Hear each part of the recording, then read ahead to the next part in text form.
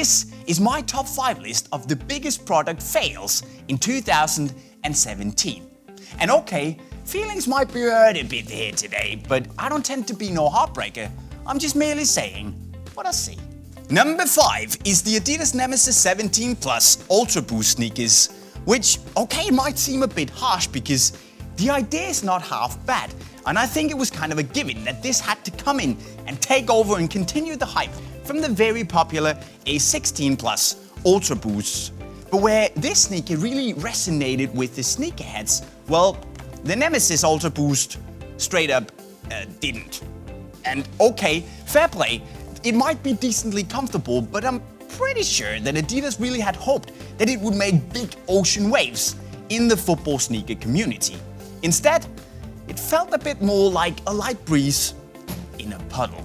In 4th, we have the Nike Hypervenom Phantom 3 EA sports boots that, just like the Nemesis, had a bit of an uphill struggle following the Superfly 5 EA sports boots that we saw last year, because people went absolutely ballistically nuts for the Superfly 5s. It had this very iconic 8-bit design, and it flew off the shelves. Now the same thing can't be said for the Hypervenom, and apparently it seems that just having a limited boot and slapping on an admittedly very cool pearlescent sole plate, well, that alone won't save you if you don't hit home on the design front. So there you go. Now 3rd place is a bit of a funny one because it seems to me that looking at colorways, some of the designers at the big brands have sat down and thought, hey guys, let's be bold, let's be brave, let's make some colorways that are outrageous, that no one has really done that much before. But as it turns out, people haven't done them because they're straight up ugly. Now, I'm not gonna say what the color of these two boots remind me of, but the Adidas X17.1 Pure Stealth and the New Balance Visaro II 3.0s. I mean, no? We have the Nike Time to Shine pack, the entire pack, but this in particular, no. And then we have what I like to refer to as the Umbro IKEA pack. Seriously, are you guys having a laugh? What? Fortunately though, all these models also came out in some very stunning colorways that you can see by checking out our top 10 best boot designs of 2017 by clicking the card in the corner of your screen. But come on! And speaking of footwear that doesn't necessarily look very good, let me bring up the PUMA 365 Ignite highs that look like this. And admittedly, I haven't had them in hand just yet, but I seriously don't know what this is. I mean, they're supposed to be street football shoes, but the first thing that pops into my mind is trekking hiking shoes. PUMA, you make very good street football shoes, but this?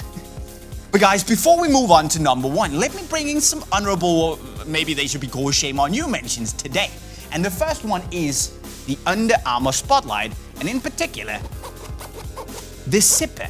Because I still, for the life of me, cannot figure out why they would slap a zipper on a boot like this. Because it's beautiful, the upper is so soft and very nice, and the sole plate is downright amazing, you guys. So why ruin it with a zipper? I mean, no. Then there's the PUMA one, which is a football boot that is incredibly And finally, we have the CR7 Mayors, which is basically just a CR7 Chapter 5 boot with a chrome sole plate on it.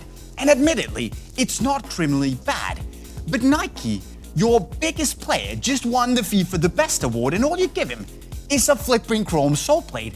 I mean, the potential could just have been so much more. And it kills me. But the baddest of them all, number 1, I didn't have to think very long about this because, frankly, it won by a country mile. It is the New Balance Visaro IIs. And for those of you who might remember Web TV back in the day, 2015, I was waxing lyrical about the first generation of the Visaro because it was such a good football boot in so many aspects. Now the Visaro II, it isn't a very good football boot in so many aspects. It's actually a very underwhelming football boot in a lot of ways. The upper is stiff, it's a very chunky boot, and frankly, it's not necessarily very comfortable either. And it just goes to show that even the New Balance players who are getting paid to wear this boot, well, they don't want to, and they've started wearing other brands instead. So I'm not necessarily alone in disliking this guy. But New Balance, you guys have proven to us that you can make a very good boot. So promise me that you go back to the drawing board and fix it with the Visaro 3s. So there you go, my friends, the top 5 biggest football boot product fails of 2017. But thankfully, these were mostly outliers, and in general, we saw some right killer releases in the year that's gone by. And actually, you can watch what Jolter and I think are the top 5 best football boots of 2017 by clicking the video right down here. Before you do that though, you should also let me know what you think are the top 5 biggest product fails of 2017 in the comment section right down below. And don't forget also to subscribe by clicking the green bubble right up there if you want to see even more wicked football gear and football skills videos in 2018. And with that said, guys, I'm signing off.